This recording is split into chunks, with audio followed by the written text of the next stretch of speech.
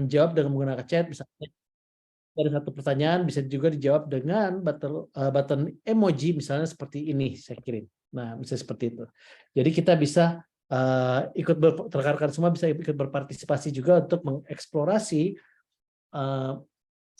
bagaimana cara kita menganalisa performa kanal media sosial yang sedang kita kelola. Oke, pertanyaan pertama dulu sebelum saya mulai masuk ke dalam materi adalah apakah rekan-rekan di sini ya, apakah rekan-rekan di sini sudah tahu bagaimana caranya untuk masuk ke dalam dashboard analitik Instagram. Nah, nanti yang sudah tahu caranya mohon jawab dengan emoji emoji ini. Saya masukin dulu.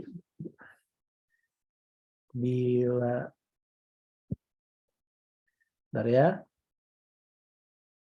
Bila jawabannya iya, jawab di kolom chat dengan emoji ini.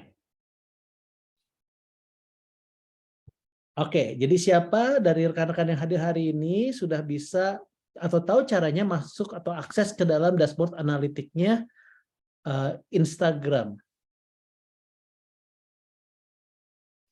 Silahkan jawab di kolom chat. Ada oke, satu dan ini dari BPSDM DKI sudah menjawab. Oke.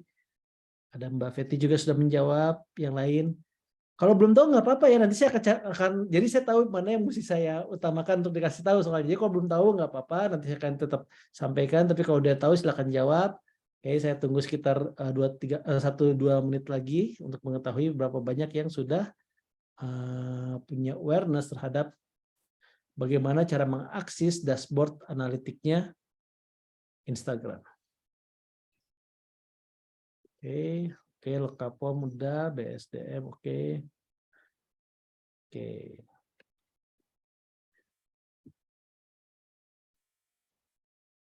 Jadi saya tunggu beberapa 1 menit lagi. Ayo kita kirimkan emoji salaman, saling bermaaf-maafan. banyak yang sudah paham sepertinya Mas Afik ya. Ya, saya banyak yang sudah paham. Yang mana ini bagus sih. Maksudnya kalau belum paham pun nggak apa-apa ya. Jadi jangan karena aduh ini takut karena dipantau sama orang-orang jadi paham aja deh gitu. Kalau nggak paham nggak apa-apa. Jadi saya tahu mana yang mesti saya sampaikan gitu. Supaya ada tergambar. Oke, ini kayaknya udah. Sekarang pertanyaan yang sama tapi dashboard analitiknya Twitter. Siapa yang udah tahu bisa akses ke dashboard analitik Twitter, jawab dengan emoji ini ya, emoji ketawa seperti itu. Silakan.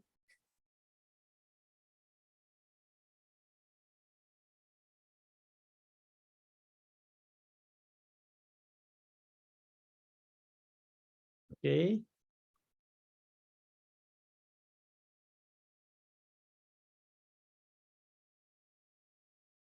Oke.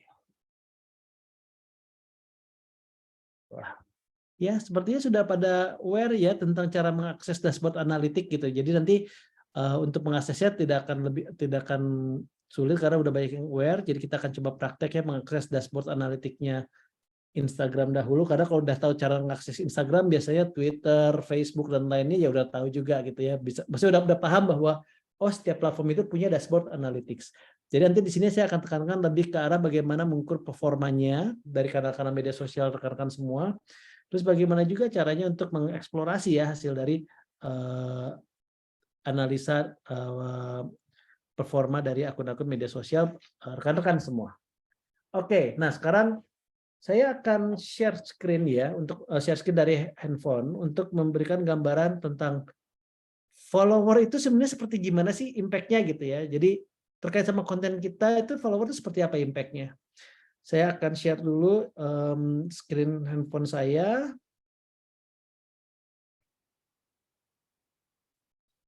Oke. Nah, ini adalah akun media sosial saya ya. Ini akun media sosial saya. Terus di sini Bapak Ibu bisa melihat follower saya nih, ya. Bentar. Nih. Follower saya itu cuman 4.000 ya. Tuh. Follower saya cuma 4.000 nih. Following-nya juga banyak, followernya cuma 4.000. Nah, namun walaupun follower saya hanya 4.000, tapi kita bisa melihat bahwa ketika saya memahami bagaimana cara berinteraksi dengan target audiens saya, bagaimana saya membuat relevansi dengan target audiens saya, bagaimana saya bisa mengajarkan algoritma platform Instagram untuk relevan dengan kepentingan saya, pada saat itu adalah saya pengen coba nih mengajarkan algoritma platformnya itu untuk membaca kalau saya itu suka kucing. Jadi semua konten kucing, semua konten video, reels, post tentang kucing, stories tentang kucing, dari orang yang saya kenal maupun tidak saya kenal, itu saya like, saya share, saya komenin, terus sampai akhirnya rekomendasi dari Instagram ke saya, atau reels recommendation ke saya, isinya kucing semua. Lalu setelah itu, saya coba bikin konten kucing. Nih.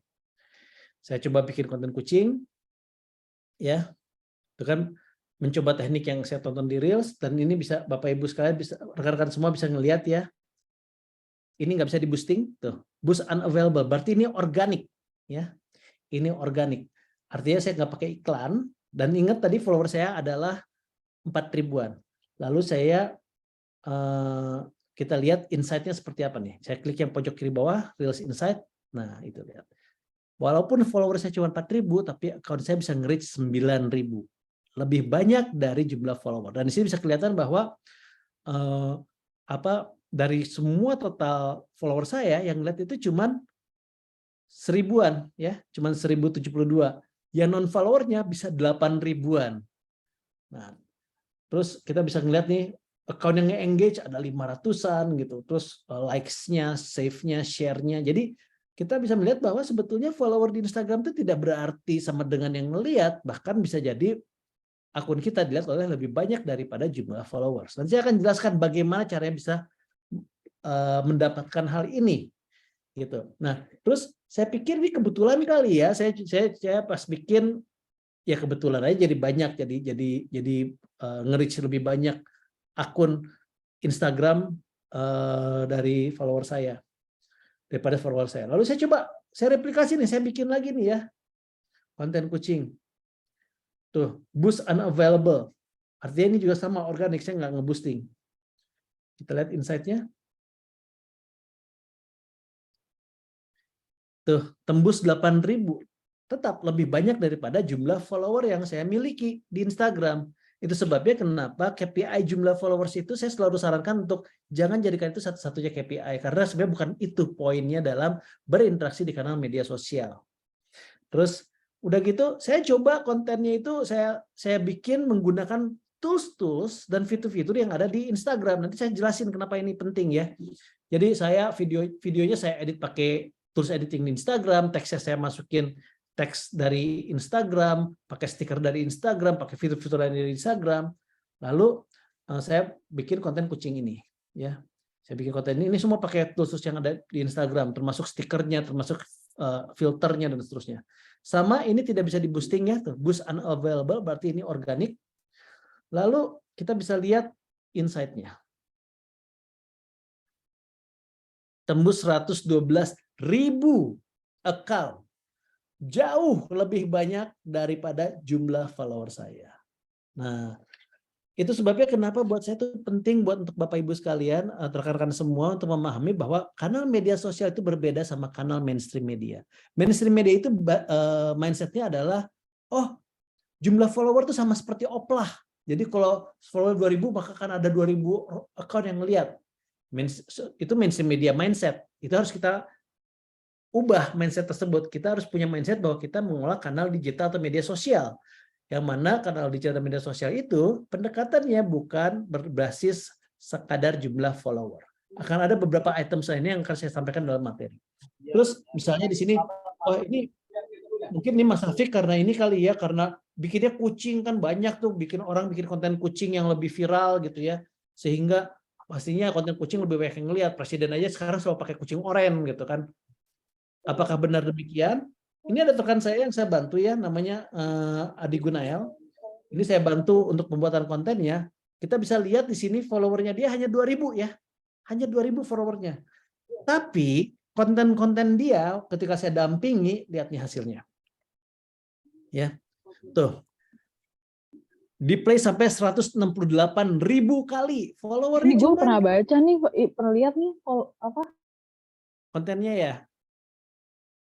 Iya ini 168.000, 168.000, 110.000, 3.000. Tetapi ya 3.000 lebih banyak daripada jumlah follower dia tuh. 19.000, 6.000, 129.000 dan seterusnya. Dan ini bukan konten kucing, ya. Jadi artinya apa? Dan ada banyak sekali teman-teman rekan-rekan saya yang saya bantu ya untuk apa kontennya. Saya bantu dampingi untuk untuk konten-konten dan pembuatan kontennya sehingga mereka bisa mempunyai performa yang luar biasa gitu. Dan ini cuma 2 contoh dari sekian banyak. Ada lagi nih teman saya namanya Jeng Hilda. Ini Jeng Hilda. Bentar. Kok nggak ada ya? Ini dia kakaknya Cici Panda, penyiar Prambors nih, Jeng Hilda. Ya, sama followernya cuma 2.000 tuh. Followernya cuma 2.000. Tapi ketika bikin konten lihat tembus 19.000 ya, 7.000, bisa lebih banyak dari jumlah followersnya. Tuh. Followernya cuma 2.000, ini bisa 6.000. Dan ini bukan konten kucing. Ini konten tutorial make up dan seterusnya. Jadi intinya adalah ada banyak sekali teman-teman saya yang saya bantu ya ketika mereka menggunakan kanal media sosial. Terus saya bilang bahwa poinnya bukan sekadar punya banyak-banyakan jumlah follower terus sama dengan itu artinya banyak yang nonton. Enggak juga. Buktinya ini saya bisa membuktikan sendiri bahwa ternyata kalau kita tahu cara algoritmanya platform bekerja, artinya kita tahu rules of the game dari setiap platform, maka kita bisa memanfaatkannya untuk kepentingan kita.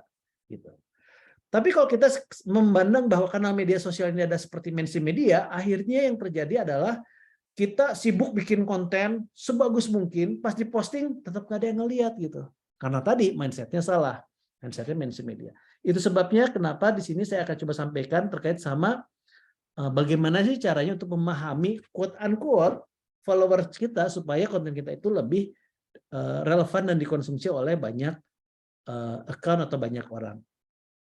Saya akan share ininya dulu materinya sebentar.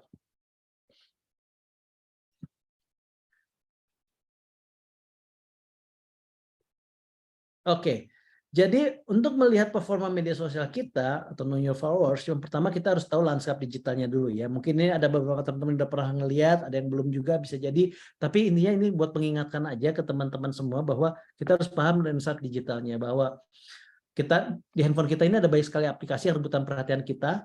Dan rata-rata orang Indonesia di handphonenya ada sekitar 50-100 aplikasi yang rebutan perhatian kita. Yang mana dari setiap aplikasi tersebut paling cuman 5-10 aplikasi yang sering dibuka. Artinya aplikasi yang lain walaupun kita punya belum tentu kita buka. Ini ibaratnya gini. Dibandingkan Snapchat, misalnya saya punya Snapchat dan punya WhatsApp, pasti saya lebih sering buka WhatsApp kan? Bisa jadi buka Snapchat kalau ingat gitu. Atau walaupun saya punya Instagram dan punya browser seperti Safari atau browser seperti Chrome untuk nge-search berita, tapi bisa jadi saya hanya seringnya buka Instagram dan seterusnya.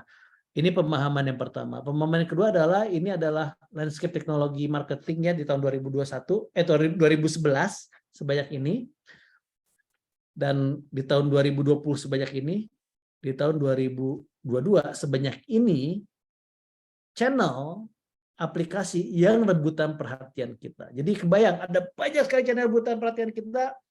Kalau konten kita tidak relevan dengan target sasaran kita, itu jatuhnya kayak garam min laut. Terus udah gitu juga ini media sosial ya, ini 2013 sebanyak ini, 2022 sebanyak ini. Bahkan yang di tengah ini menunjukkan WhatsApp aja sudah menjadi sosial media platform. Diukurnya sebagai social network platform. Terus dan ini semua rebutan perhatian kita. Termasuk ini nih. Ini ada ada collaborating untuk discussing platform ya. Namanya Discord, itu juga menjadi platform yang luar biasa sering digunakan oleh teman-teman di games industry atau di para gamers atau game enthusiast, yang mana saya punya Discord tapi saya nggak pernah buka Discord gitu. Artinya kan cluster audience itu makin terkelompok-kelompok dan terpecah-pecah dan terpilah-pilah berdasarkan kebiasaan orang berinteraksi dengan rekan atau peers-nya di platform media sosial yang memang peers-nya ada. Artinya apa? Artinya bisa jadi ketika kita bilang bahwa saya mau ngomong, saya pengen audiensnya itu anak muda. Pertanyaannya adalah anak muda di mana? Di Jakarta Selatan atau di Jakarta Pusat? Gitu. Di Jakarta Utara atau di Jakarta Timur? Terus Jakarta Selatan. Oke, Jakarta Selatan yang mana? Jakarta Selatan yang biasanya tinggal di Kemang atau gaul di Pacific Place, atau Jakarta Selatan yang mainnya ke ITC Kuningan gitu. Jakarta Selatan yang mainnya di Kemang atau Cilandak Town Square, atau Jakarta Selatan yang mainnya tuh di Cipete gitu. Itu bisa jadi karakter ngobrolnya beda gitu, atau platform yang digunakan beda. Jadi kita harus paham betul sebenarnya kita mau ngomong sama siapa. Artinya apa? Quote unquote followers yang tadi saya sampaikan itu justru mesti kita reformat cara pikirnya adalah siapa yang mau kita jadikan follower kita. Jadi bukan kita mengenal follower yang udah nge-follow, tapi siapa yang mau kita jadikan follower kita, itu harus spesifik. Misalnya di sini tadi saya ngeliat ada Biro Kesejahteraan Sosial contohnya gitu ya. Oke, siapa yang kira-kira cocok menjadi followersnya Biro Kesejahteraan Sosial? Berarti orang yang membutuhkan informasi atau layanan terkait dengan kesejahteraan sosial. Adanya di mana gitu? Jangan-jangan adanya misalnya di daerah pemukiman tertentu gitu. Atau misalnya ada Pusdatin nih, teman-teman di Pusdatin gitu. Oke, siapa yang kira-kira cocok dan membutuhkan informasi dari Pusdatin? Itulah yang menjadi target sasaran yang kedepannya perlu kita konversi yang tadinya menjadi pemirsa yang tidak nge-follow menjadi pemirsa yang follow. Gitu. Jadi sekarang tuh jumlah follower tuh bukan sekadar menjadi variabel untuk prestasi, tapi yang jadi prestasi adalah follower yang relevan dengan informasi, layanan, dan konten yang kita miliki. Ya, terus ini kalau kita ngitung ada siapa aja punya dan paling sering buka, terus ini adalah contoh data-data ya tahun 2022 tentang apa aja platform media sosial yang paling banyak digunakan. Di sini kelihatan WhatsApp, Instagram, Facebook, TikTok, YouTube itu by default udah digunakan sama semua orang yang punya handphone dan terkoneksi ke internet pasti punya YouTube ya, makanya di sini di list data ini YouTube tidak disertakan oleh mereka.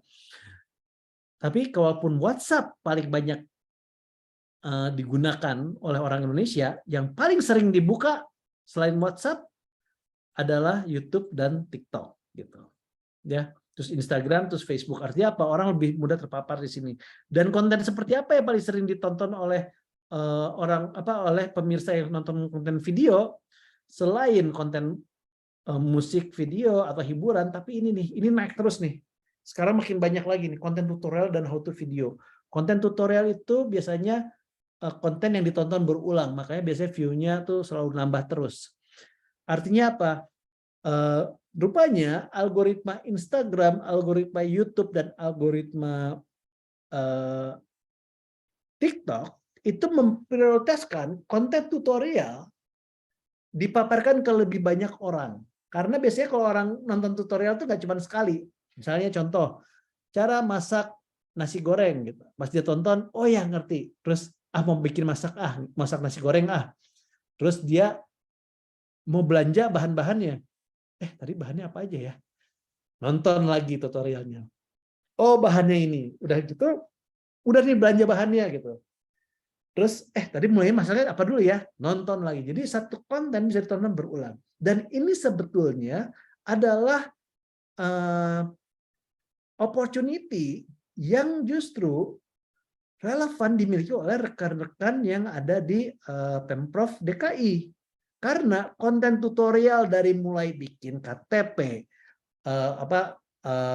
mengakses layanan dan sebagainya, kalau dibikin konten tutorialnya, maka itu akan jadi referensi buat pemirsanya yang memang punya kebutuhan akan hal itu, dan itu akan ditonton berulang sehingga memberikan clarity, tips-tips. Misalnya kalau tips-tips, misalnya contoh mau membuat, katakanlah ini saya masih ngarang bebas, tapi misalnya tips membuat KTP gitu di DKI gitu, atau memperpanjang KTP, atau tips melaporkan KTP yang hilang. Apa aja sih yang mesti dilakukan pertama kali? Misalnya, 1, pastikan bikin surat laporan kehilangan di kepolisian. Pilih kepolisian terdekat. 2, lalu ini. Dan itu kalau dibikin runutannya, maka ketika ada orang yang kehilangan KTP, dia search di Google, muncul tuh konten tersebut. Dia akan nonton dulu, dia akan nyiapin dulu, sehingga pas datang ke lokasi dia udah siap sama semua bahan-bahannya. Dan itu akan menjadi kekuatan teman-teman semua membuat konten-konten tutorial atau video how to. Nah, terus udah gitu, yang perlu diingat saat ini ya, ada banyak sekali kanal digital yang rebutan perhatian kita. Artinya kalau sasaran komunikasi yang nggak spesifik dan terlalu general, maka komunikasi akan seperti garamin laut. Toh rekan-rekan semua kan bergerak dan bekerja memberikan layanan untuk masyarakat dan publik di DKI Jakarta. Artinya itu adalah target sasaran utamanya rekan-rekan semua, ada yaitu warga DKI Jakarta. Itu yang paling prioritas. Yang kedua adalah warga luar DKI Jakarta yang datang ke DKI Jakarta, gitu. Kota satelit misalnya. Habis itu warga dari luar negeri dan sebagainya. Jadi ada urunutannya, prioritas target sasaran. Kalau warga DKI aja nggak aware sama yang kita kerjakan, maka performa kanal media sosialnya jadi tidak perform, gitu. Jadi sekarang prioritaskan dulu nih warga DKI aware. Sesimpel misalnya, kalau warga DKI mau bikin BPJS, atau misalnya saya pengen tahu daftar rumah sakit yang menerima BPJS misalnya, atau misalnya bagaimana caranya untuk menggunakan BPJS kalau saya sakit, misalnya mesti ke puskesmas dulu, lalu ke terus dapat referral kemana dan seterusnya. Itu kalau ada rincian materi pemaparannya, itu akan bermanfaat dan akhirnya akun-akun media sosial milik Pemprov DKI menjadi referensi yang trusted, yang dipercaya oleh masyarakat DKI, bahwa materinya ini nih oke banget, worth to follow, selalu dapat informasi terkini, selalu dapat arahan dan cara-cara untuk sebagai warga DKI merasa mendapat pelayanan yang luar biasa dan seterusnya. Ya, nah yang berikutnya lagi. Ini yang trending belum tentu viral. Jadi kalau masalahnya gini, trending topik itu hanya ada di Twitter. Dan trending topik Twitter itu bisa di gaming. Bisa dibeli gitu. Di YouTube juga ada trending topik gitu ya, ada trendingnya YouTube. Tapi trending yang YouTube biasanya nggak dibuka sama kita. Karena kalau kita buka akun YouTube atau buka aplikasi YouTube, maka kita akan dipaparkan ke video-video yang sepertinya kita akan suka nonton. Artinya bukan yang trendingnya. Dan trending topik itu biasanya hanya terjadi dalam waktu tertentu. Ada banyak yang lihat, besoknya hilang. Contoh ini nih, mungkin di sini ini adalah salah satu contoh trending topik ya di beberapa hari, 2 bulan yang lalu kalau nggak salah. Hari Bakti Pendamping Desa. Kalau kita ngeliat ini, oh iya berarti lagi ada acara Hari Bakti Pendamping Desa. Tapi apakah rekan-rekan semua yang hadir hari ini tahu itu apa, isinya apa, postingannya apa? Bisa aja nggak tahu. Tapi yang lebih menarik lagi ini nih, Dadang. Kenapa Dadang trending topik? Ada yang tahu nggak siapa Dadang? Ini trending topik loh. Makanya kalau kita nggak trending topik bahwa kita asumsikan nih banyak yang seluruh orang tahu nih karena dia trending topik, belum tentu. Gitu.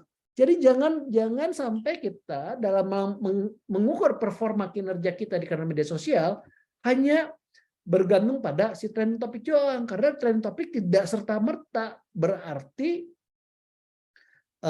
itu banyak yang ngelihat, tidak serta-merta seperti itu.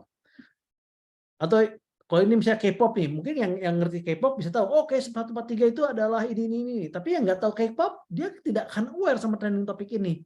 Atau Stray Kids nih, ini apa coba Stray Kids gitu ya, dan seterusnya. Nah, maka yang trending belum tentu viral. Contoh apa? Ini misalnya Citayam Fashion Week. Citayam Fashion Week sebelum meledak di liputan media mainstream itu sebenarnya udah ramai dari jauh-jauh berbulan-bulan sebelumnya udah terjadi. gitu. Tapi jadi rame karena bukan cuman ada di Twitter atau di Facebook nih.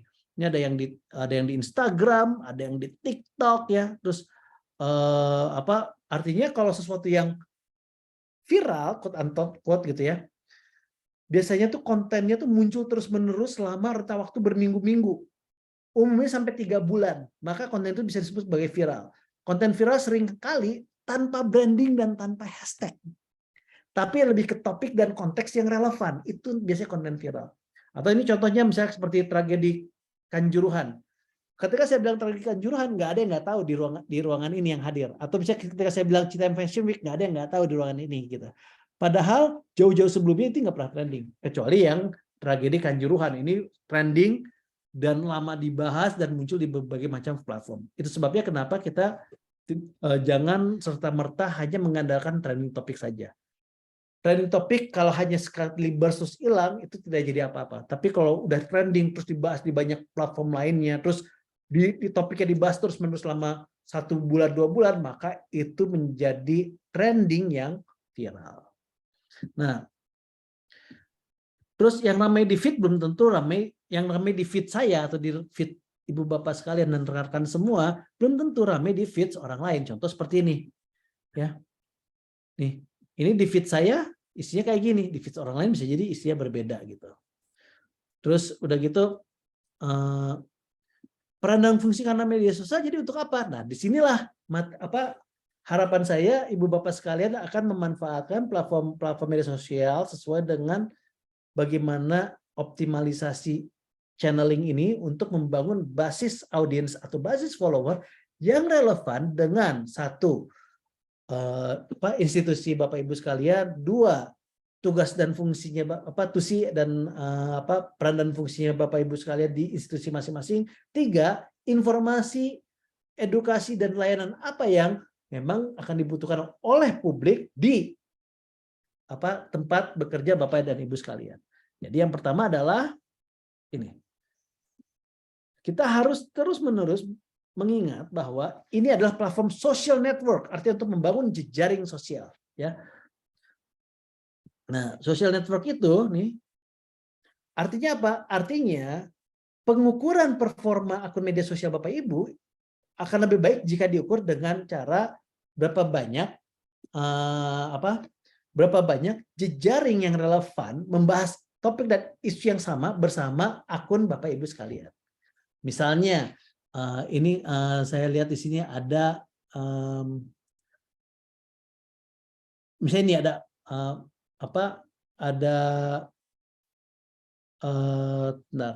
UPT meteorologi misalnya gitu ya.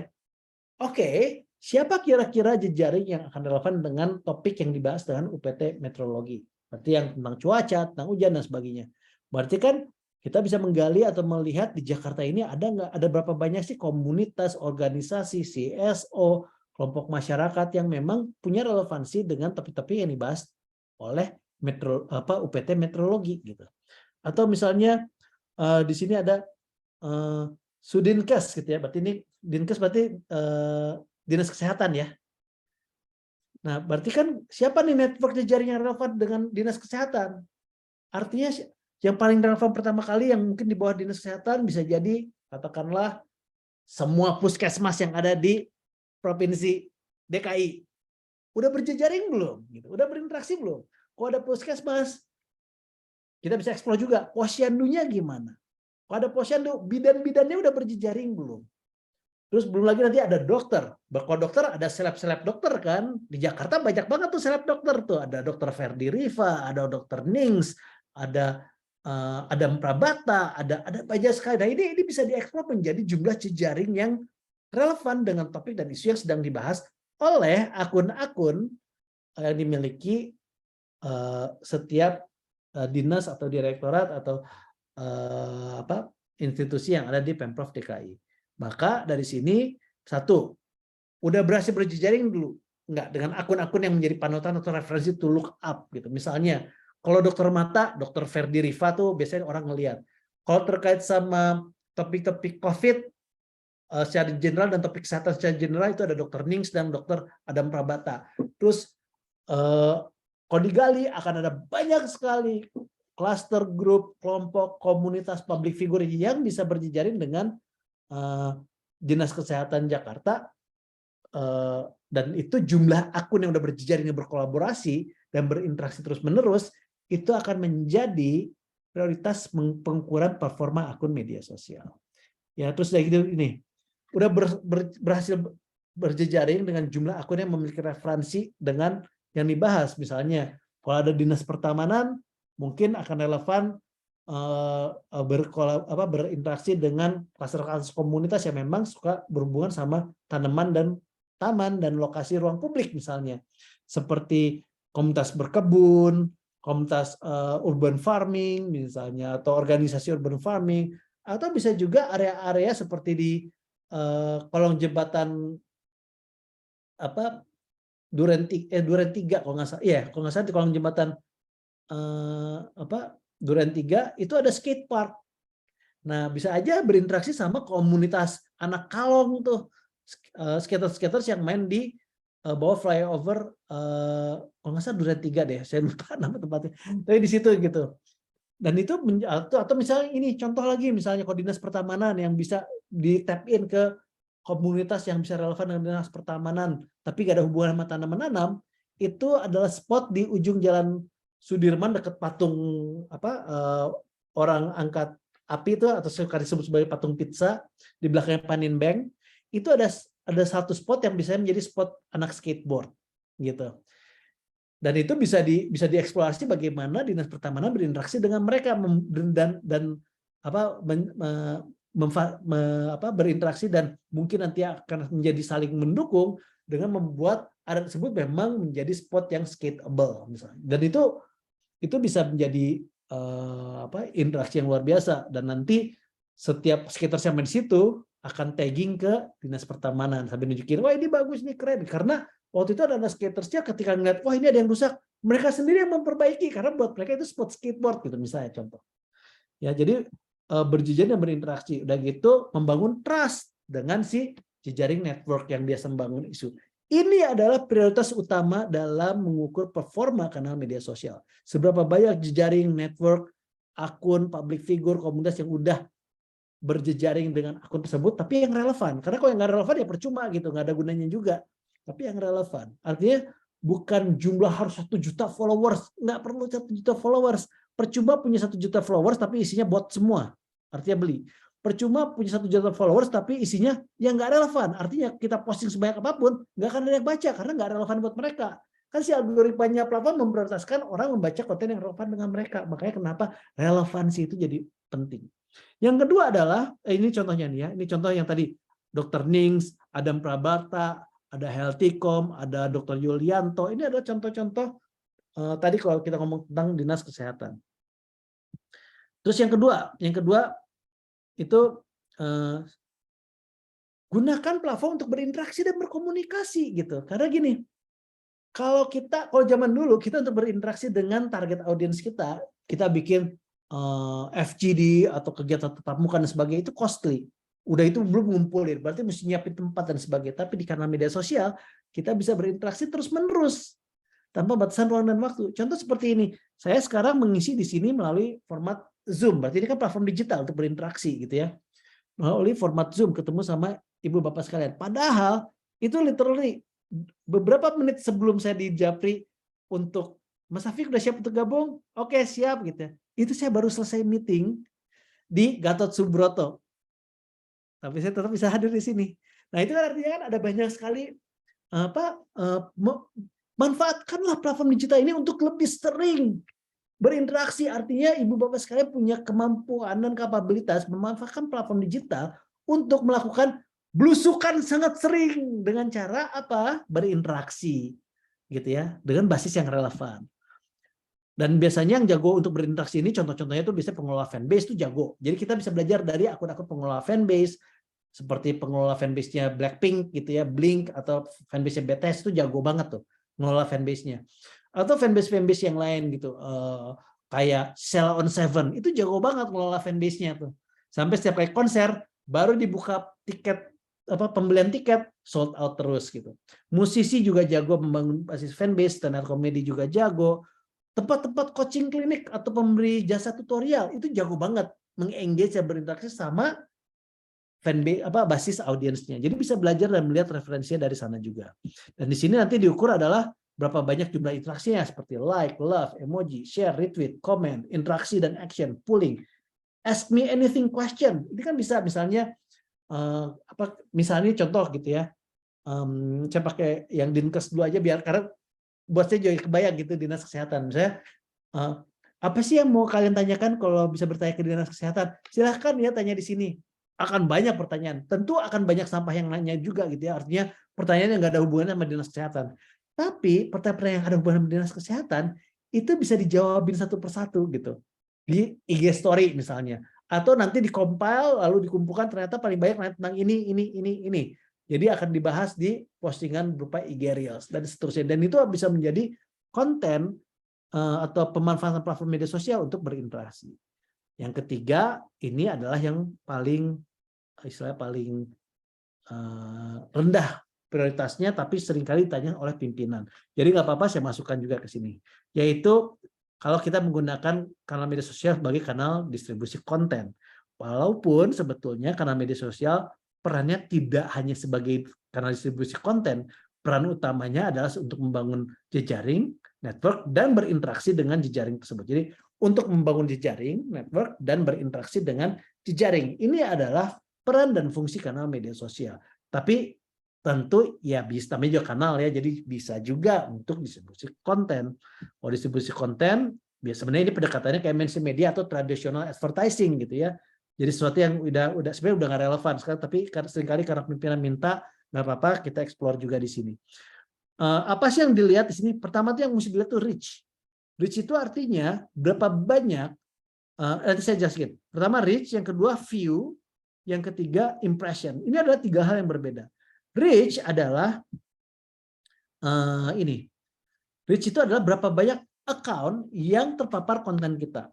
Jadi kalau kayak tadi saya tunjukin gitu ya, follower saya cuma 4.000, tapi reach-nya sampai 110.000 gitu. 112.000 gitu. Itu reach. Berarti ada sekian 112.000 account yang nonton konten saya. Tapi kalau view artinya apa? Artinya kalau akun tersebut nonton konten saya 3 kali, itu cuma dihitung 1. Misalnya gini, misalnya saya nonton konten dari akun Dr. Nings. Karena isi tutorial saya nonton 5-10 kali. Tapi saya doang yang nonton 5-10 kali. Maka reach-nya itu cuma terhitung sebagai 1 akun. Ya, itu reach. View, kalau tadi saya nonton 1 akun, maka satu konten saya tonton 10 kali, maka view-nya jadi 10. Artinya apa? Misalnya di sini, reach-nya 5.000 account, view-nya bisa 10.000 kali. Artinya, impression-nya adalah rata-rata 1 akun mungkin melihat 2 kali. Nah, ini adalah pemahaman dasar untuk memahami kenapa ini penting. Karena gini, kalau misalnya reach-nya 5.000 account, view-nya 5.000, berarti 1 akun cuma nonton 1 kali, bisa jadi konten kita tuh nggak ditonton sebetulnya. Orang tuh nggak aware, karena biasanya kalau orang terpapar informasi sekali, dia bisa lupa. 3 kali, kadang ingat, kadang enggak, mungkin lupa. Tapi 5-10 kali, dia pasti akan ingat. Gitu. Makanya kenapa kalau di dunia advertising yang dihitung adalah impression. Gitu. Nah ini tapi dia platform media sosial kadang menggunakan kata impression itu sebenarnya kurang tepat. Dia menggunakan kata impression sebagai views. Ada juga yang kayak gitu. Tapi basic pemahamannya ada gini. Reach adalah berapa banyak account yang dilihat. View adalah berapa kali ditonton. Impression adalah rata-rata setiap akun melihat berapa kali. Ini adalah basic knowledge-nya. Ya. Jadi nanti bisa bikin pertanyaan sendiri kalau bisa bertemu target sasaran kita mau ngapain sih? Itu akan menjadi konten atau informasi yang kita bisa gali. Kira-kira kalau saya ketemu target sasaran misalnya katakanlah di sini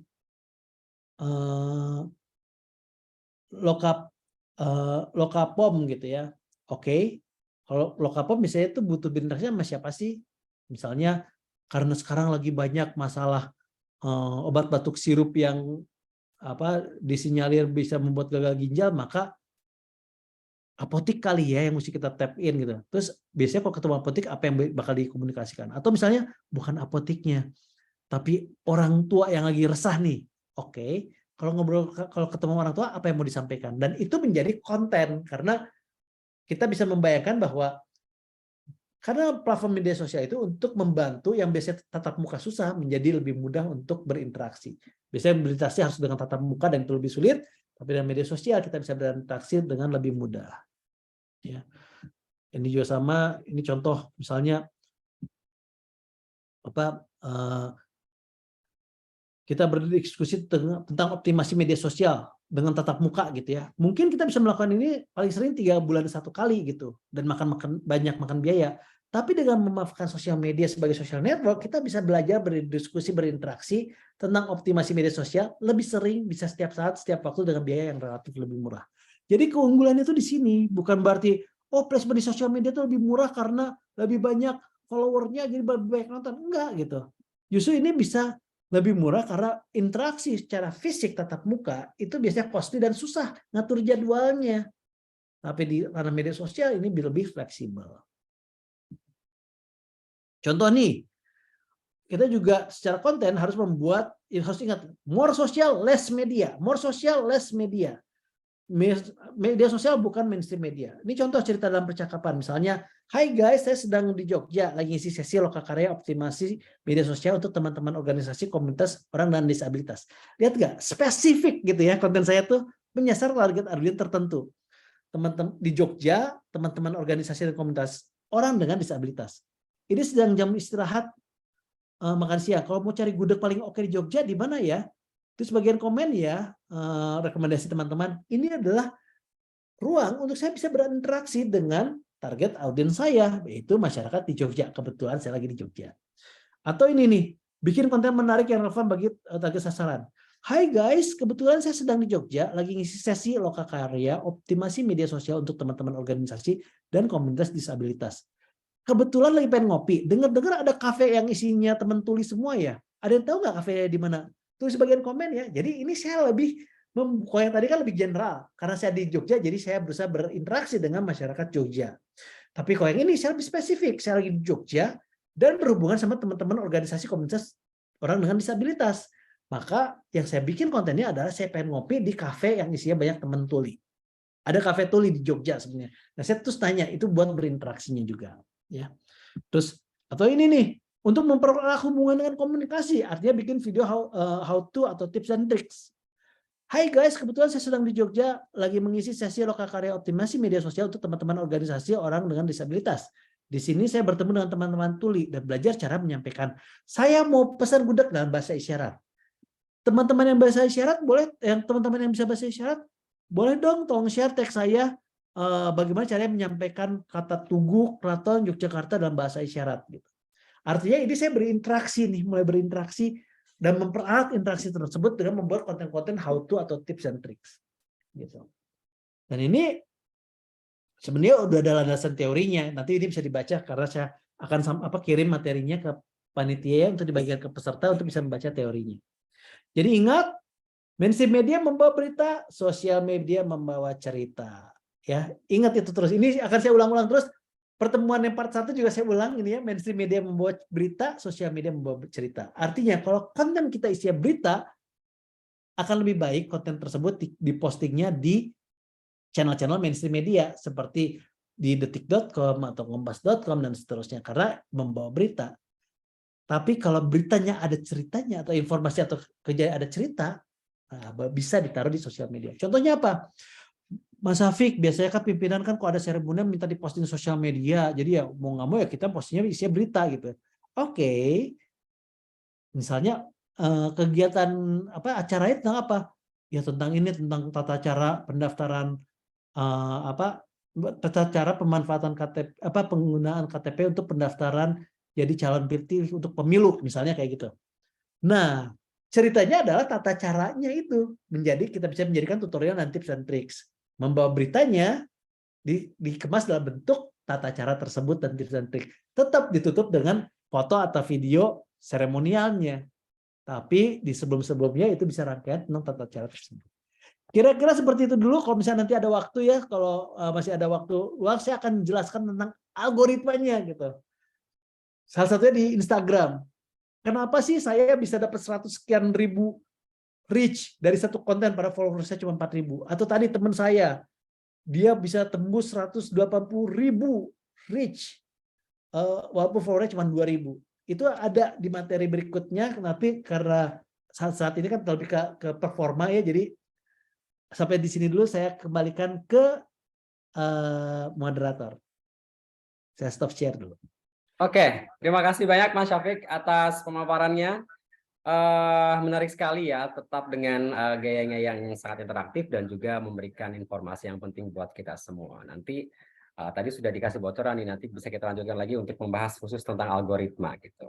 Atau bisa sekalian sekarang saja, kita 2 jam lagi ke depan. Enggak ya? Oke, Saya manut aja.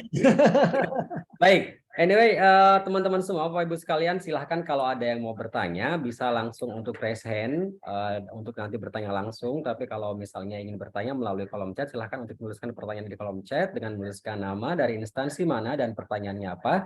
Lalu akan saya bacakan pertanyaannya kepada Mas Syafiq. Begitu.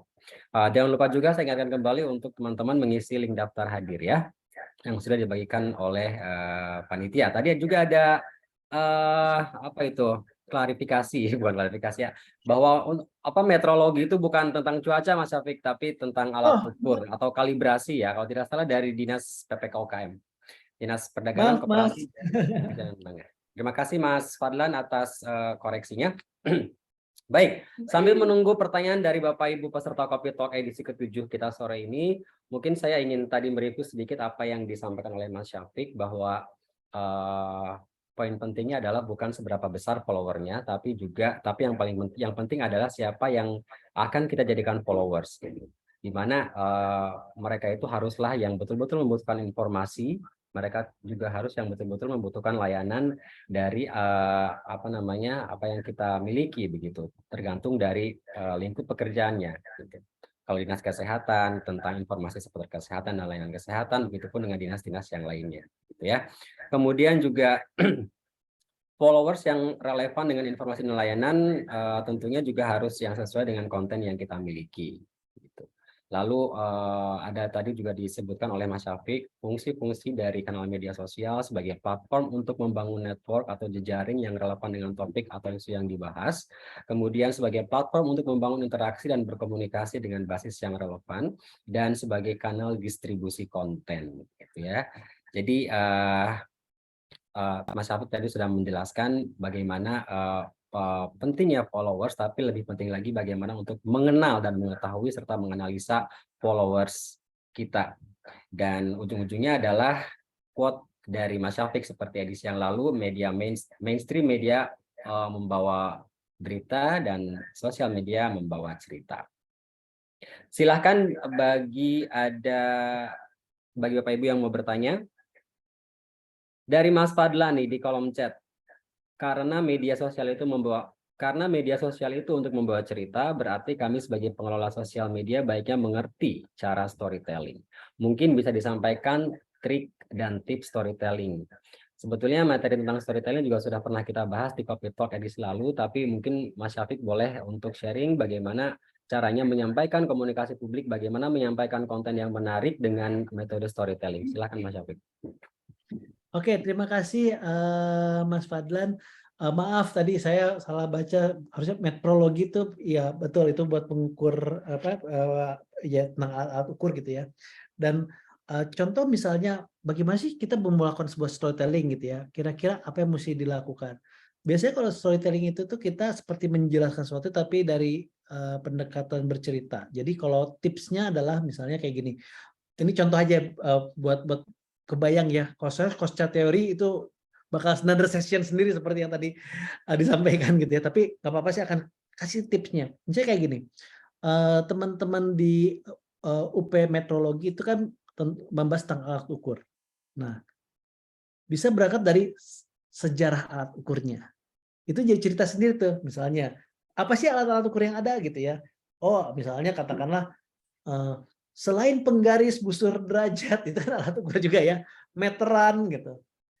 Tahu nggak kamu adalah alat ukur untuk mengukur jumlah oksigen di Jakarta misalnya gitu. Ya itu jadi cerita gitu. Jadi kalau untuk bercerita kita bisa menggali dari setiap komponen itu dibedah, ini tuh cerita tentang apa sih? Ada apa sih yang bisa membuat orang jadi paham tentang si alat ukur ini gitu. Berarti bisa dilihat dari sejarahnya, bisa dilihat dari penemu pertamanya, bisa dilihat dari bagaimana menceritakan cara kerja alat ini. Atau alat ini kalau udah hasil pengukuran alat ini gunanya untuk apa sih? Kalau misalnya penggaris, ya hasil pengukurannya kita jadi tahu panjangnya sebuah benda seperti apa. Tapi misalnya alat ukur jumlah oksigen misalnya, fungsinya buat apa sih? Tahu data tersebut itu juga jadi cerita. Nah, trivia seperti ini jangan dibikin jadi durasi yang semua dikompal jadi 1 jam. Kalau misalnya, wah materinya banyak banget Mas Afik, cuman ngomongin penggaris aja ini bisa banyak banget. Oke, pilah-pilah, potong-potong jadi series, jadi serial. Yang durasinya masing-masing 2-3 menit misalnya. Jadi nanti sejarah tentang penggaris episode 1 dari 50 gitu. Jadi orang tahu bahwa oh panjang ya, ada banyak. Dia nonton pertama. Oh, menarik. Dia nonton yang episode 2, ketiga, keempat. Akhirnya semuanya jadi tonton. Dan itu akan membantu juga secara algoritma, mesin algoritma membaca bahwa wah, kontennya ditonton sampai habis. Berarti orang ini memang tertarik sama konten-konten alat ukur. Kalau kita lihat sama tadi ya, untuk UP metrologi tentang alat ukur, maka siapa target sasaran yang akan relevan dengan konteks alat ukur ini? Kalau top of mind saya, yang pertama kampus. Universitas-universitas yang sering kali bekerja dengan si alat-alat ukur yang ada di UP metrologi gitu. Itu bisa jadi kolaborasi yang luar biasa. Kampus, SMK gitu ya. Itu juga bisa menjadi kolaborasi yang luar biasa juga dan seterusnya. Jadi kalau tipsnya untuk membuat storytelling, dibedah aja dari satu topik. Pertama bisa dilihat sejarahnya seperti apa, penemunya seperti apa yang diukur, kenapa yang diukur itu penting. Basically manfaatkan 5W1H gitu. Kira-kira seperti itu. Oke, semoga menjawab ya Mas Fadlan ya tadi jawaban dari Mas Syafiq. Kemudian berikutnya ada dari Mbak Feti Wiani. Halo Mbak Feti, teman saya nih. Mbak Feti bertanya, terima kasih mengapresiasi kepada Mas Syafiq, terima kasih atas insight-nya. Mbak Feti dari Bapeda, pertanyaannya adalah untuk mengukur suatu konten itu tersampaikan dengan baik, idealnya menurut Pak Syafiq dapat dilihat dari mana? Apakah dilihat dari likes atau komen atau jumlah view? Oke. Kalau ini yang pertama, kalau kita mau melihat konten kita tuh sampai dengan baik atau enggak, pertama tuh adalah dari siapa network yang kita tuju untuk kepentingan konten ini. Misalnya kayak tadi teman-teman UP metrologi gitu ya, karena banyak membahas tentang alat ukur, maka yang paling tepat bisa relevan dengan konteks alat ukur adalah universitas atau SMK yang sering menggunakan alat-alat ukur yang ada di UP metrologi. Nah, semakin banyak cluster group ini yang kita berjejaring dan berinteraksi di kanal media sosial, maka semakin paham kita konten apa aja yang akan relevan dengan kebutuhan mereka. Sehingga kita bisa mengukur bahwa oh konten-konten ini bisa tersampaikan dengan baik karena emang ini ada yang dibutuhkan oleh si target sasaran yang punya relevansi yang kuat dengan informasi, topik, layanan yang ada di akun tersebut atau di institusi tersebut. Nah, itu yang pertama. Yang kedua, akan lebih baik ngelihat performa konten itu, kalau udah dapat relevansinya, lalu dilihat jumlah views dan jumlah reach gitu. Minimal jumlah views dan jumlah reach. Kalau likes itu bonus aja karena likes itu bisa dibeli. Gitu. Banyak sekali suppliernya di Twitter juga udah bisa di search tuh, misalnya jual beli likes, ya itu cepet tuh. Jadi likes itu tuh bonus aja. Kalau dapat banyak ya alhamdulillah. Tapi yang paling penting adalah sebenarnya jumlah network yang berinteraksi sama kita. Dari network itu kita bisa tahu konten kita bagus atau enggak. Jadi bukan kita bikin konten dulu baru posting terus berharap performanya bagus. Lebih baik kita tahu dulu kita mau ngomong sama siapa, dengan kelompok mana, kita lihat ceruknya ini paling besar atau enggak, nih kelompok yang kita omongkan, punya relevansi yang kuat enggak sama kita, baru kita jadi tahu kontennya seperti apa yang mereka butuhkan, kita posting, kita lempar. Ketika kita lempar ke target sasaran tersebut dan interaksinya bagus, berarti kontennya punya performa yang bagus. Seperti itu. Jadi emang mindsetnya dibalik supaya tidak lagi kita menggunakan mindset tradisional mainstream media gitu.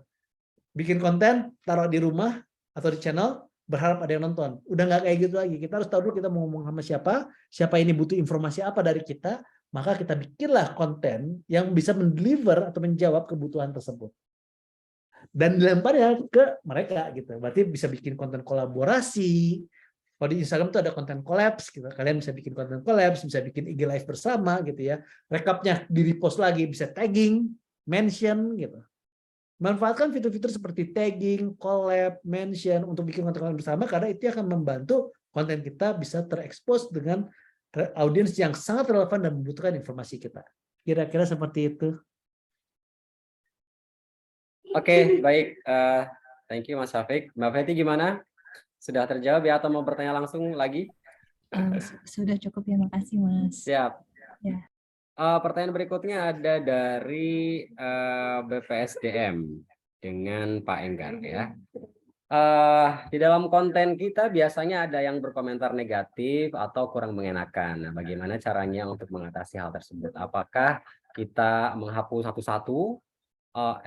Apabila kita hapus begitu ya apakah akan mengurangi engagement atau insight ke akun kita gitu. Karena biasanya saking banyaknya komen-komen yang negatif mungkin khawatir ada efek atau imbas yang negatif pula, si adminnya menghapus satu-satu, mungkin barangkali seperti itu. Silakan Mas Syafiq, harus seperti apa? Oke. Terima kasih, ini pertanyaan bagus sekali ya. Kalau ada komentar negatif itu seperti gimana? Pertama adalah kita perlu identifikasi dulu komentar negatif ini tuh sifatnya memang negatif karena sebuah kritik atau masukan, tapi dibawanya secara negatif. Apakah bentuknya berupa hujatan dan hinaan? Apakah bentuknya adalah berupa bullying? Atau bentuknya tuh berupa ya orang emang nggak suka aja, jadi nyela terus gitu ya, kasar gitu. Nah, kalau sifatnya berupa kritik yang masukan atau kritik yang sebenarnya membangun tapi keras disebut diomonginnya, terus kita lihat yang posting itu cuma satu orang, maka kita perlu lihat akun ini beneran orang atau bukan, gitu. Masuk ke akunnya, ke akunnya dia, kita lihat dia tuh beneran orang atau bukan. Karena seringkali yang bikin komentar negatif tuh cyberbots atau cyber army gitu, atau justru sesimpel preman digital aja gitu. Dia punya akun yang kerjanya ngacak-ngacak aja gitu, melampiaskan kesebelan dia gitu. Nah, kalau misalnya ternyata akunnya bukan akun orang, itu sebenarnya nggak apa-apa, delete-deletein aja gitu. Nggak perlu khawatir juga. Toh dia juga sebenarnya bukan cuma kita doang kok jadi korban, dia ada banyak akun lain gitu. Jadi dia akan keliling terus gitu. Jadi dia nggak akan aware bahwa, atau cara berikutnya di hide. Kalau misalnya tadi ya nggak ada relevan. Tapi kalau kritiknya membangun dan relevan dan ternyata ini orangnya maksudnya baik loh. Pas kita lihat juga kontennya dia sebenarnya positif orangnya, bukan orang yang emang punya itikat jelek gitu. Maka kita bisa jawab di situ. Jadi nggak semua postingan dari yang negatif nyerang perlu kita jawab, kita harus lihat dulu worth to jawab atau enggak. Tapi kalau misalnya ada banyak sekali postingan kritik yang mirip-mirip, tapi banyak yang ngomongin tuh. Nah, jangan di-reply satu persatu, tapi dikumpulin pertanyaannya, dilihat pertanyaannya, inti pertanyaannya apa, lalu dijawab sebagai sebuah postingan baru. Gitu. Kemarin banyak yang memberi masukan ke kami. Terima kasih kemarin banyak memberi masukan kemarin tentang A, B, C, D, F, G. Maka dari sini pertama kami minta maaf dulu atas ketidaknyamanan ini, dan kami akan berusaha untuk lebih baik ke depannya. Yang kedua, ini adalah konteksnya ini. Jadi jawabnya di postingan terpisah supaya adminnya nggak babak belur tuh jawabin satu persatu gitu. Nah, yang ketiga adalah kalau misalnya tadi kontennya isinya itu memang ya bullying, harassment, udah ngomong-ngomong kasar, ngomong-ngomong jorok, atau misalnya udah menghinanya tuh udah lebay, ngancem dan sebagainya. Bukan cuma di delete tapi di report juga akunnya. Pakai term of service-nya si Instagram misalnya, atau pakai term of service-nya si Twitter. Jadi nggak hanya di delete tapi di report juga. Karena ini emang ya berarti udah nggak sopan aja, dan akun platform-platform media sosial itu punya community guideline yang sangat-sangat ketat gitu. Apalagi kalau pas kita lihat, ya ini akun ternakan semua nih yang nyerang nih gitu. Emang udah niatnya jelek gitu ya. Ya udah. Kalau misalnya di delete nanti mereka ngebagi macan tidur, hide. Di hide tapi direportin satu persatu gitu. Yang reportnya jangan si akun resmi ya. Yang reportnya justru akun-akun yang lainnya gitu, akun-akun para tim yang ada di situ, ya itu aja yang reportnya. Jangan akun resmi jangan pernah nge-report. Karena nanti takut backfire aja. Jadi akun-akun yang lain yang report, akun resmi cuma cukup nge-hide atau mengatur visibility-nya. Jadi hanya visible untuk dia yang posting dan kita. Orang lain nggak akan ngelihat. Itu juga bisa. Jadi dia atur aja gitu tentang si fitur-fiturnya. Kira-kira seperti itu.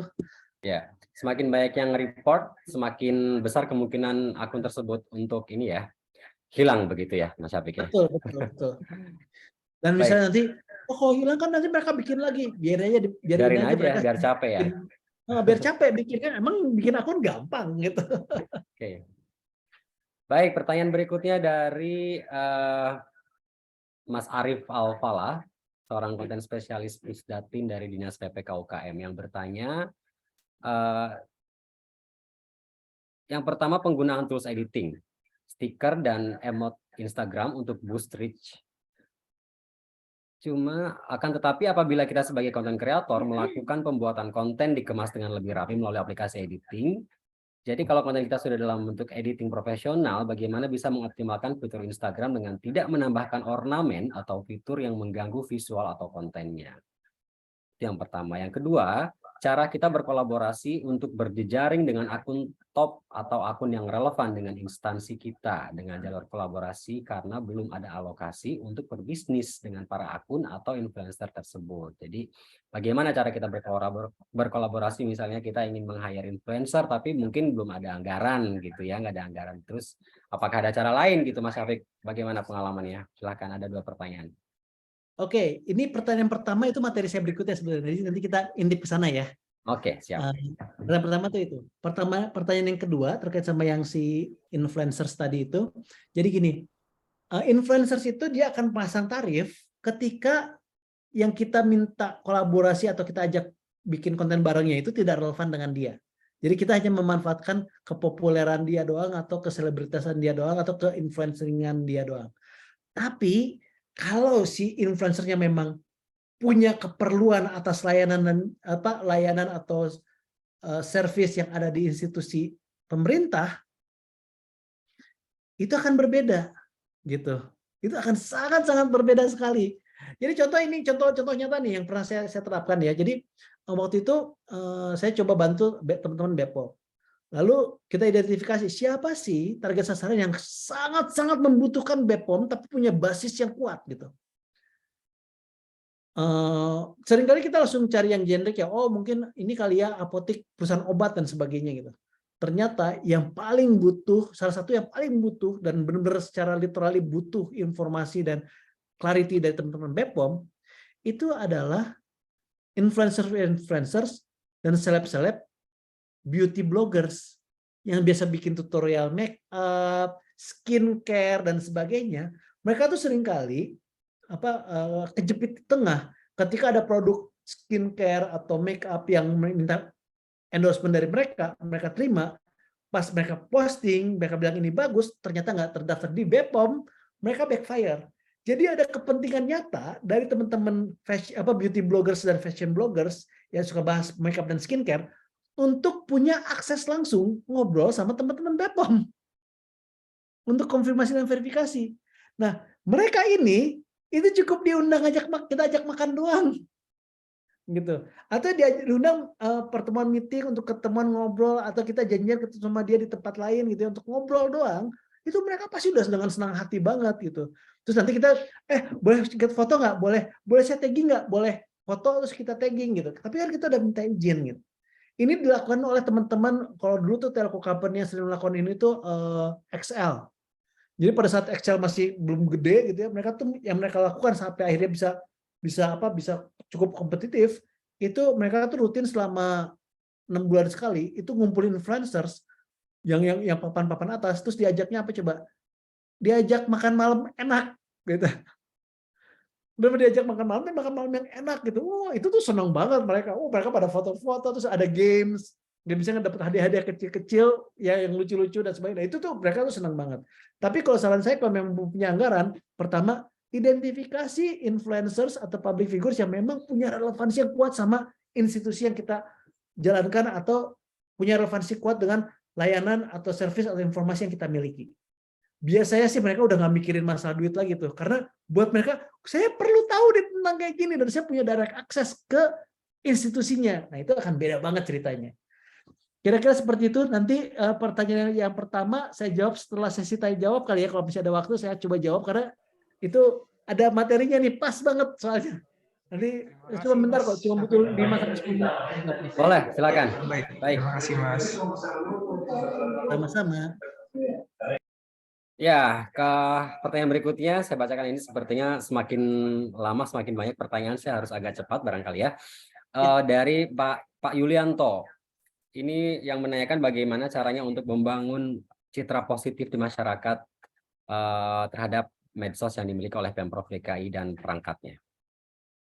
Oke, terima kasih pertanyaannya. Menurut saya ini timing yang bagus sekali untuk membangun citra positif Pemprov DKI. Sekarang tuh timingnya pas banget karena saya mantau nih di kanal-kanal media sosial sebelum mengisi sesi ini ya. Itu kan pasukan orange udah turun lagi, ikut bebersih, pasukan hijau.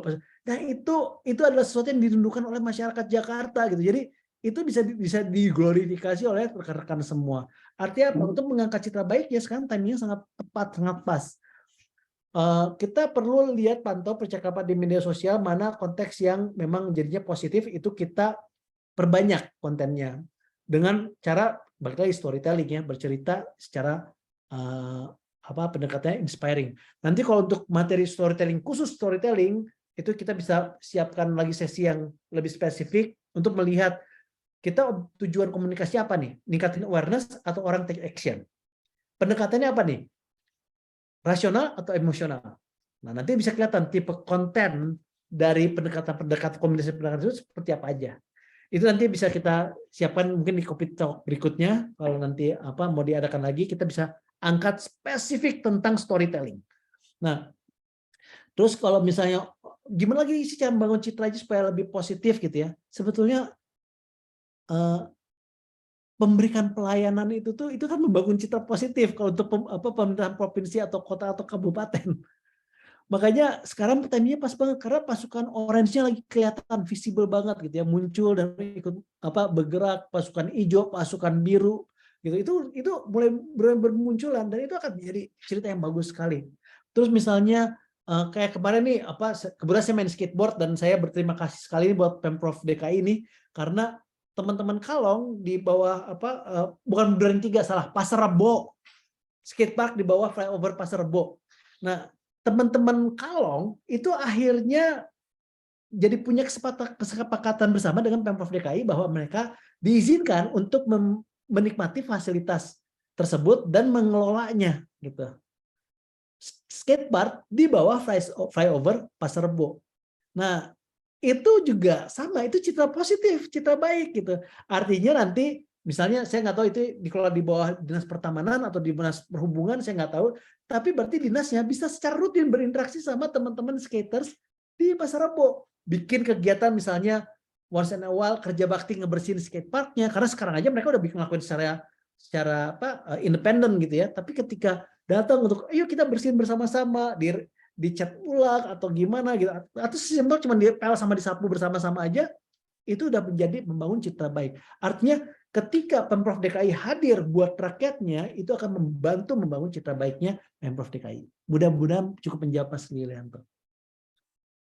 Baik, terima kasih Mas Syafiq. Jadi bisa dari sisi mana saja ya untuk membangun citra baik itu dari kegiatan yang kita lakukan sehari-hari, kemudian dari apa yang terjadi di lingkungan sekitar dan lain sebagainya. Baik, pertanyaan berikutnya dari Bapak atau Ibu Cahya nih dari PDIK. Indikator apa saja yang harus kita perhatikan untuk mengetahui bahwa akun media sosial kita memiliki performa yang baik?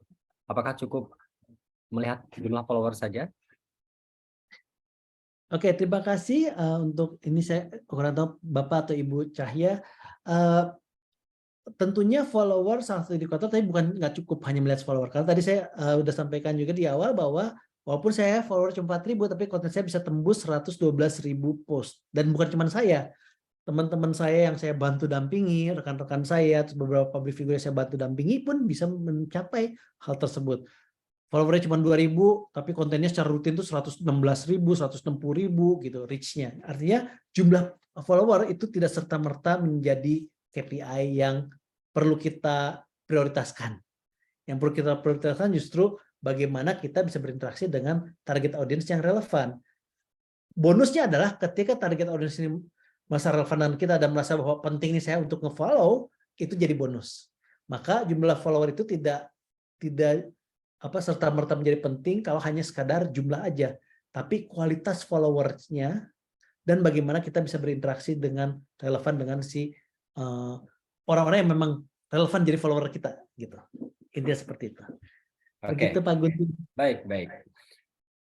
Pertanyaan berikutnya datang dari Mbak Winda dari Jakarta Smart City. Ada 2 pertanyaan yang ditanyakan. Yang pertama, bagaimana untuk meningkatkan performa di Facebook? Karena terkadang banyak yang nge-view di Instagram tapi berbeda performanya di Facebook. Apakah KPI atau prioritas yang bisa jadi ukuran dan bisa dilakukan di Facebook? Apa KPI atau prioritas yang bisa jadi ukuran dan bisa dilakukan di Facebook? Itu yang pertama. Yang kedua, adakah cara bagaimana meningkatkan organic reach di luar menggunakan Reels atau memakai fitur kolaborasi di IG? Oke. Untuk yang pertama dulu, Facebook itu sekarang nih algoritmanya lagi banyak berubah sekali. Sehingga performa di Facebook tuh pasti akan sangat jelek sekali sekarang. Jadi nggak perlu khawatir ya kalau performa di Facebook karena memang lagi banyak perubahan. Tapi Facebook itu justru mengejarnya karena dia kan sebenarnya literally social network platform Facebook itu. Dia tuh mengejar relevansi konten kita terhadap networknya. Jadi kalau kita menggunakan Facebook page sebagai channel pemberitaan, udah pasti performanya akan jelek sekali. Tapi kita harus identifikasi apa kira-kira yang bisa cocok sama si Facebook page tersebut. Nah, caranya gimana? Caranya adalah dengan kita menentukan Facebook ini peran dan fungsinya akan sebagai apa. Karena sebetulnya Facebook sekarang lagi diarahkan sebagai marketplace oleh si Facebooknya, kasarnya seperti itu. Jadi kalau misalnya kayak saya nih, teman saya ya, teman kantor saya, dia pengen ngejual TV. Terus dia masukkan kontennya ke Facebook page-nya dia. Ini saya mau ngejual TV ukuran segini, tapi lewat si marketplace-nya Facebook. Itu 5 menit kejual langsung ada yang beli. Padahal ini TV second. Artinya memang relevansi networking ini yang perlu menjadi perlu dieksplor, diolah. Dan KPI-nya jadi buat seperti apa nih kalau untuk di Facebook? Kalau Facebook sebenarnya KPI-nya adalah untuk informasi-informasi yang sifatnya layanan. Jadi kalau informasi yang seremonial, pemberitaan dan sebagainya itu ya udahlah, siap-siap aja kontennya nggak punya performa yang bagus gitu ya. Tapi kalau sifatnya layanan, terus tanya jawab gitu, itu bisa menjadi bisa menghidupkan kembali si Facebook page-nya itu. Tapi topiknya harus spesifik dulu gitu. Jadi misalnya, oke, Facebook-nya ini bergeraknya sebagai apa? Apakah sebagai Pemprov DKI? Apakah sebagai dinas? Apakah sebagai dan seterusnya? Karena kalau misalnya semua yang ada di DKI di-pool di satu Facebook page, oke, berarti benang merahnya adalah semua tentang Jakarta, gitu. Artinya informasi di situ adalah semua yang all you need to know sebagai warga Jakarta atau orang yang datang ke Jakarta tentang Jakarta. Nah, itulah bisa menjadi prioritas kontennya. Sehingga KPI-nya adalah misalnya, oke, saat ini apa sih yang orang Jakarta harus tahu? Katakanlah misalnya, tentang ganjil genap misalnya gitu ya, jalan-jalan prioritas ganjil genap misalnya. Oke, itu dulu diprioritaskan karena itu menjadi prioritas program utama. Atau misalnya tentang kebersihan, atau misalnya tentang udara sehat. Udara sehat bisa bikin partisipasi yang langsung rame kalau menurut saya di Jakarta, karena masyarakat Jakarta udah banyak itu yang ngeluh yang saya tahu di kanal media sosial terkait sama udara sehat di Jakarta. Dan rupanya udara Jakarta menjadi kotor itu ada beberapa hal yang penyebabnya. Yang pertama tentunya misalnya alat transportasi banyak, makanya udaranya jadi banyak knalpot, banyak macet, jadi banyak kotor gitu. Tapi yang sering kali terlupakan adalah bakar sampah sembarangan, dan itu luar biasa gitu. Itu ada banyak sekali TPS pembuangan sampah yang ilegal yang kerjanya rutin bakar sampah gitu. Karena nggak tahu, saya juga nggak ngerti apakah itu jadi kultur budaya atau kebiasaan atau karena emang nggak mau bayar uang sampah atau gimana, tapi bakar sampah itu jadi sesuatu.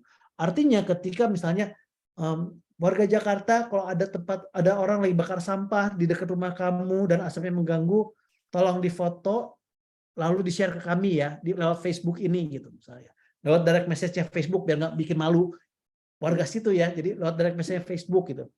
Terus dari itu nanti kita lihat spot-spot yang kita tahu bahwa ini banyak masyarakat yang merasa terganggu, datang sana terus bikin penyuluhan dan akhirnya apinya padam, itu bisa menjadi konten yang sangat cocok di Facebook. Jadi intinya KPI-nya itu sebenarnya itu interaksi dan relevansi. Harusnya itu. Bukan hanya sekadar jumlah views. Views itu tuh biasanya hitungannya mainstream media, tapi nge-reach yang relevan itu hitungannya mainstream social media. Jadi KPI-nya bukan hanya sekadar jumlah views atau likes atau komen, tapi justru interaksi yang relevan dan konten yang relevan itu adalah KPI-nya. Terus yang kedua, bagaimana cara meningkatkan organic reach di luar menggunakan Reels atau fitur kolaborasi. Tagging, ya tagging juga bisa.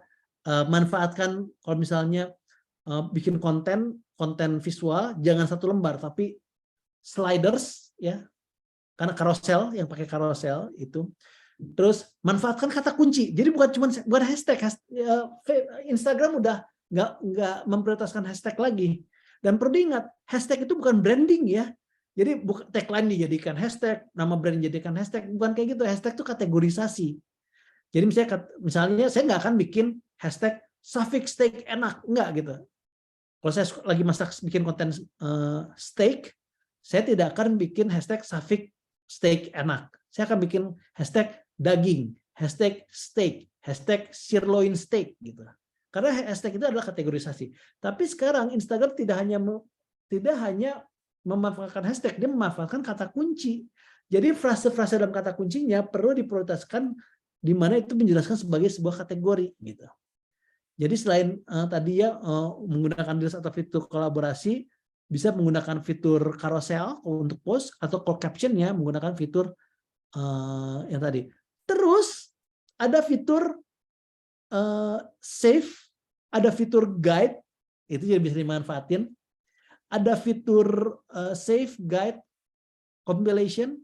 Terus ada fitur link tree, itu bisa dimanfaatin juga. Ada banyak kayak fitur untuk meningkatkan reach yang organik sebetulnya. Dan kalau misalnya nanti ini sambil jawab, saya coba share screen di sini ya. Sedikit bentar.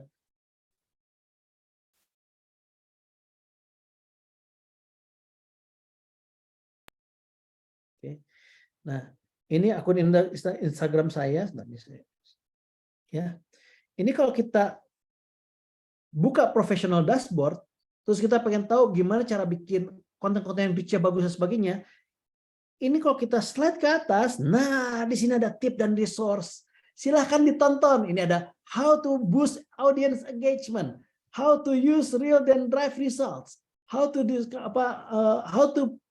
plan and create content. Ini ada semua tutorialnya dari Instagram yang bisa dilihat di dalam professional dashboard. Contoh nih, how to reach audience. Ya, tuh. Pertama, build community, itu kan komunitasnya yang dibangun untuk berinteraksi gitu ya. Build your community. Ini ada tipsnya, ini ada konten, ini bisa tonton. Nih ada write strong compelling caption, terus discover fun ideas and interactive stories gitu. Berarti bisa pakai stories juga. Terus kalau ini diklik masuk ke dalam kontennya. Nih, ini yang carousel tuh kan. Bisa dilihat tip 1, tip 2. Jadi sebenarnya informasi udah ada semua kok di sini, tinggal dilihat aja. Mudah-mudahan cukup menjawab untuk Mbak Winda dari Jakarta Smart City. Oke, thank you Mas Syafiq. Saya ingin sedikit menyinggung tadi yang dari Mbak Winda, kan membahas tentang Facebook ya. Apakah benar sih Mas Syafiq bahwa Facebook itu sekarang ini sudah mulai ditinggalkan oleh kalangan milenial, apalagi Gen Z gitu ya, dan sekarang tuh para pengguna Facebook sebagian besar ya kalangan baby boomers gitu. Dan apakah kalau misalnya itu benar, apakah itu juga berpengaruh terhadap konten-konten yang akan kita share di sana begitu. Gimana Mas? Oke, jadi gini, kalau Facebook itu sebetulnya kalau dibilang udah ditinggalkan sama milenial atau Gen Z terus banyak digunakan sama baby boomers, bisa dibilang ya, bisa dibilang enggak juga, karena nature-nya berubah. Facebook ini sekarang sangat efektif buat jual beli sebetulnya. Karena benar-benar gampang banget nyari barang di Facebook dan jual beli, tapi tentunya interaksinya masih perlu diperhatikan lagi ya, jangan sampai kita beli barang yang ternyata palsu atau ternyata kena scam dan sebagainya. Tapi itu menjadi platform yang sangat banyak digunakan untuk jual beli juga selain Tokopedia dan lain-lainnya ya gitu. Baik. Seperti itu. Oke, noted Mas. Ini pertanyaan berikutnya dari Pak Andi Hamka, sepertinya sudah terjawab tadi ya, tersirat oleh Mas Taufik bagaimana untuk membangun image konten media sosial pemerintahan ya. Saya mungkin akan langsung ke pertanyaan dari Ibu Rimanungki.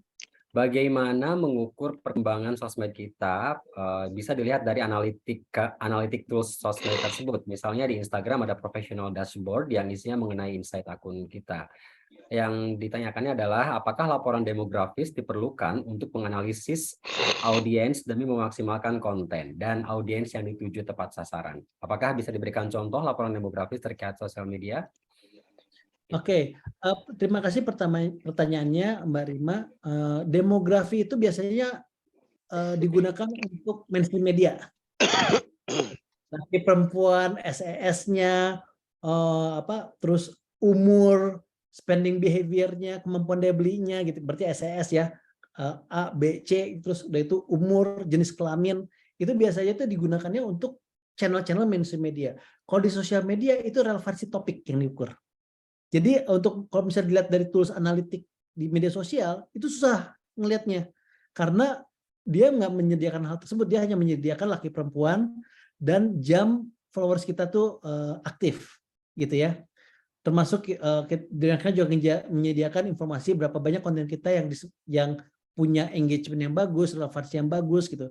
Nah, tapi yang perlu dicari untuk pengelolaan media sosial adalah akun yang kita kelola itu relevansi sama siapa ya kira-kira, itu dulu yang dicari. Nah, relevansi ini yang nanti dibangun listnya, biasanya itu melalui workshop gitu, bisa bikin workshop secara internal, dibangun listnya untuk mengidentifikasi, oh ternyata konten saya ini relevannya buat si A, B, C, D, E, F, G. Contoh supaya kebayang, teman-teman Kemlu waktu itu pas ketemu sama saya pertama kali, lalu saya mendampingi mereka selama hampir 6 tahun sampai akhirnya sekarang udah jagoan semua gitu ya. Tapi waktu itu teman-teman Kemlu saya dampingi, waktu pertama tuh mereka bertanya bahwa Mas Hafik, ini kita gimana cara ngertiin followers kita tuh sukanya followers konten yang banyak ditonton sama followers kita gitu. Saya langsung bilang mindsetnya harus diubah, itu mindset media. Kita harus pakai mindset media sosial. Kita harus tahu dulu siapa core target audience yang cocok sama Kemlu. Lalu kita workshop lalu dibedah, terus mereka bilang target sasaran yang cocok buat Kemlu adalah semua orang Indonesia yang tinggal di luar negeri, semua warga negara Indonesia yang tinggal di luar negeri, jadi semua yang heritage tinggal di orang Indonesia tapi tinggal di luar negeri, warga negara Indonesia yang tinggal di luar negeri, warga negara asing yang tertarik sama Indonesia, warga negara Indonesia yang tinggal di Indonesia tertarik sama kiprahnya Kemlu, dan yang terakhir adalah warga negara asing yang nggak tahu tentang Indonesia jadi tahu tentang Indonesia. Artinya seluruh umat manusia gitu ya. Buat saya kayak jangan kayak gitu. Kita harus cari dulu yang paling relevan yang kira-kira bisa menjadi basis pertama dulu deh gitu. Basis pertamanya Kemlu. Ketika kita workshop kan ketemu ternyata yang paling punya aspirasi untuk bisa bekerja dan berkontribusi di Kemlu adalah mahasiswa hubungan internasional. Dan ketika itu langsung kayak ya Mas Endo kan jadinya kan nggak spesifik Mas, jadi nggak luas Mas Hafik, ini kan terlalu niche gitu, terlalu niche dikit gitu. Oke, kata saya, ada berapa banyak kampus dengan jurusan hubungan internasional di Indonesia? Wah banyak banget Mas Hafik. Oke, kalian bisa tapin ke mereka semua nggak? Wah nggak sanggup. Oke, gimana caranya kalian mau tapin ke seluruh umat manusia kalau seluruh mahasiswa kampus hubungan internasional aja nggak bisa kalian tapin. Gini deh, kalian cukup tapin 5 dulu deh, 5 kota besar. Sanggup nggak? Ternyata wah nggak sanggup semua, paling di tiap kota besar cuma 3 kampus, nggak apa-apa, kita mulai dari yang kita sanggup dulu. Tapi dari situ akhirnya Kemlu punya basis target audience yang kuat sekali gitu, basis kelompok ibaratnya fanbase-nya Kemlu yang kuat sekali, yang akhirnya justru membantu interaksi tersebut menjadi sangat solid. Akhirnya dari situ mulai dikategoriin mereka yang lebih suka membahas tentang topik palm oil dan palm industry, tentang batu bara, tentang hubungan bilateral, tentang Asia Pasifik, tentang kelautan, tentang ekspor impor, tentang perdagangan, tentang pariwisata. Baru dibikin klaster-klasternya gitu. Jadi bukan demografi yang diincar sebetulnya. Kalau demografi itu mindset media, tapi relevansi topik dengan target sasaran yang memang punya ketertarikan dengan topik tersebut, itu yang kita incar. Artinya seberapapun umurnya, seberapapun sosial ekonomi statusnya, seberapapun daya belinya, dan gendernya apapun, jadi nggak relevan lagi. Yang relevan adalah semuanya punya kesamaan topik. Contoh lagi adalah fans bola, gitu. Fans sepak bola, misalnya saya fansnya Liverpool gitu. Dari mulai nenek-nenek sampai ke anak umur 5 tahun, kalau dia udah ngefans sama Liverpool, mereka jadi relevan. Makanya sekarang clustering di industri sebenarnya udah nggak ngikutin demografi lagi. Mereka mengikuti interest dan need states. Dua ini yang jadi pegangan. Mudah-mudahan cukup membantu Mbak Rima. Maaf ya, saya agak ngomongnya agak seperti keras, teriak-teriak karena ini dulu lagi ada azan, jadi saya mau compete sama suara tersebut gitu. Mohon maaf sebelumnya. Ya, sama di sini juga sedang azan, Mas Syafiq. Oke. Baik, Bapak Ibu sekalian, kita sudah di penghujung acara. Sebetulnya saya yakin juga masih banyak yang ingin bertanya mengenai topik ini, tapi karena kita dibatasi oleh waktu, maka kita sudah harus ada di akhir sesi acara nanti sebelum di closing. Tapi saya persilahkan dulu, tadi Mas Syafiq ada yang mau ingin disampaikan terkait dengan pertanyaan di awal ya, ada ya. Ya, Sambil betul. langsung mungkin Mas Syafiq memberikan closing statement dari apa yang sudah kita bahas dari selama hampir 1,5 jam ini. Silakan Mas Syafiq. Oke, siap. Jadi tadi itu pertanyaannya bagus sekali ya, tentang bagaimana nih pemanfaatan fitur-fitur dan tools-nya gitu ya. Dari Mas Arief ya, dari Pusdatin Dinas PPK UMKM tentang tools editing dan emot dan sebagainya. Nah, ini pas banget materi yang selanjutnya yang mau saya tunjukin. Nah, ini saya skip dulu.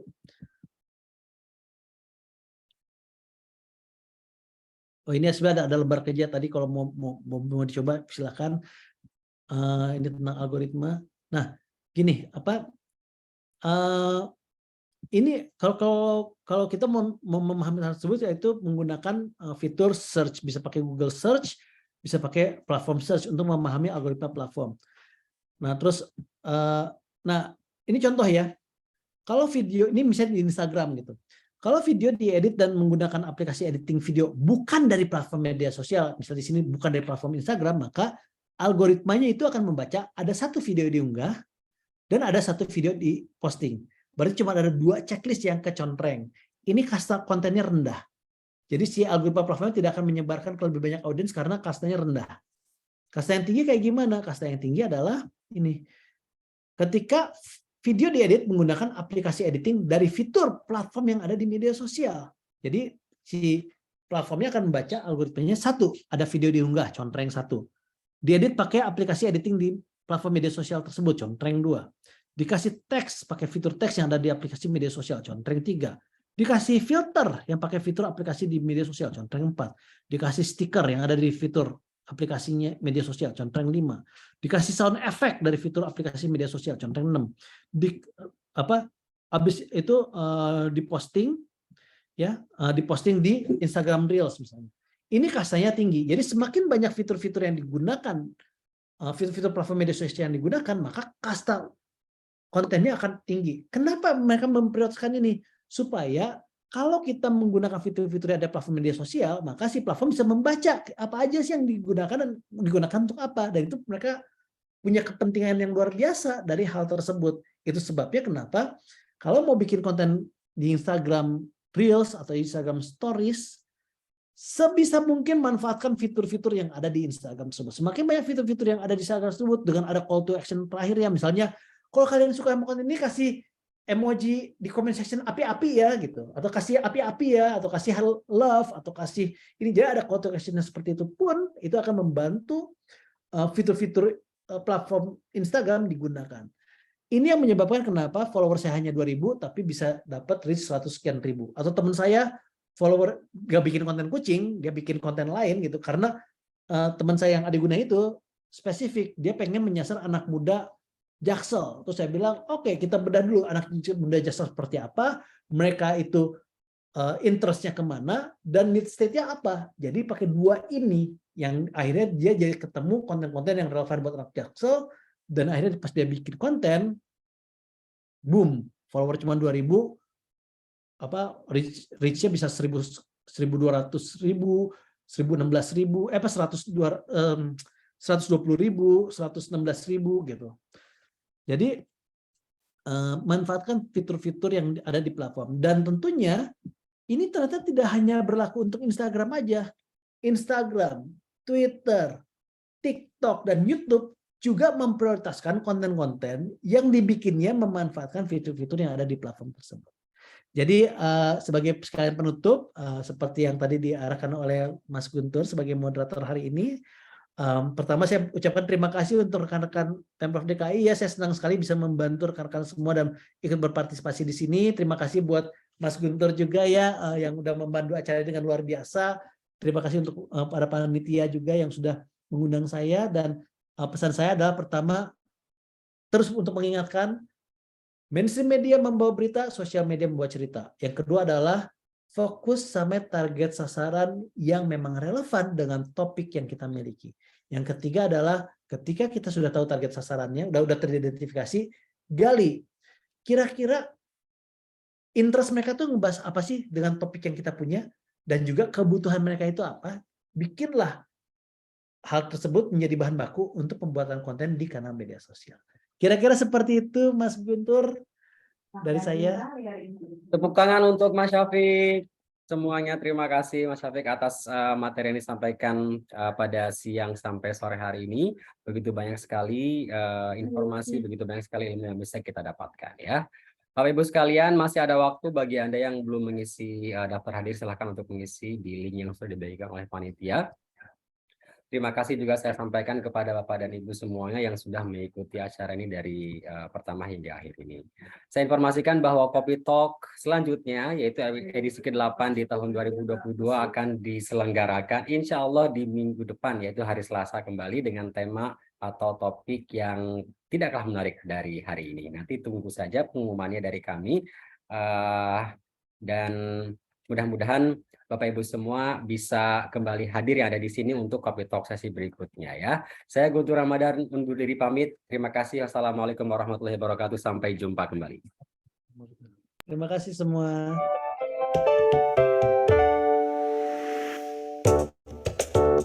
Dinantikan peran seluruh warga agar Jakarta nyaman buat segala. Air, udara, tanahnya mesti dirawat biar jadi berkah untuk penghuninya, isi buminya, cakrawalanya. Kreasi berkecambah, jiwa bergairah, ruang-ruang dicipta, pikiran terbuka. Budi baik mereka, hasilnya meruah, kota jadi berbunga, begitupun kita. Impian tentangnya wujudkan nyata, bertumbuh gagasan menepis kelam. Air